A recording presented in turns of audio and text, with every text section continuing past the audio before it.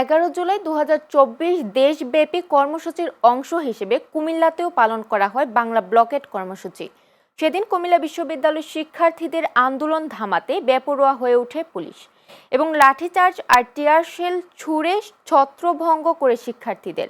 এতে আহত হয় অনেকে। ক্যাম্পাসের দেয়ালে লেখা রয়েছে সেদিনের স্লোগান, কিন্তু নতুন বাংলাদেশ বন্দোবস্তে এখনো অধরা 24-এর আকাঙ্ক্ষা। শিক্ষার্থীদের চোখে সেই জুলাই অভ্যুত্থান এখনো জীবন্ত, কিন্তু হয়নি প্রয়োজনীয় পরিবর্তন। নতুন বাংলাদেশ বিনির্মাণের সংস্কার ও স্বৈরাচার আওয়ামী লীগের বিচার দ্রুত চান শিক্ষার্থীরা।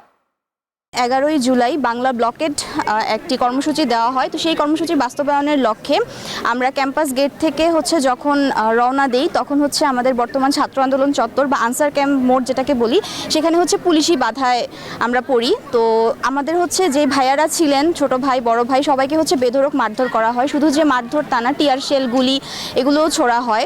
তো যখন আমরা লাইভে দেখতেছিলাম যে আমাদের বড় ভাই বা ছোট ভাই তাদেরকে মারা হচ্ছিল, তখন আমরা আসলে খুব জেদ উঠে গেছিলো আমাদের, যে আমাদের বিশ্ববিদ্যালয়ের ভাইদেরকে আমাদের বিশ্ববিদ্যালয়ের সামনে পেটাচ্ছে। তখন আমরা হল থেকে বা মেস থেকে অনেক মেয়েরা জড়ো হই, একত্র হয়ে আমরা তখন সেই পুলিশ বাধা প্রতিহত করার জন্য এগিয়ে যাই। তখন পুলিশ বাধা প্রতিহত করে আমরা বাংলা ব্লকেট কর্মসূচি পালনের লক্ষ্যে ঢাকা চট্টগ্রাম মহাসড়কের দিকে অগ্রসর হই।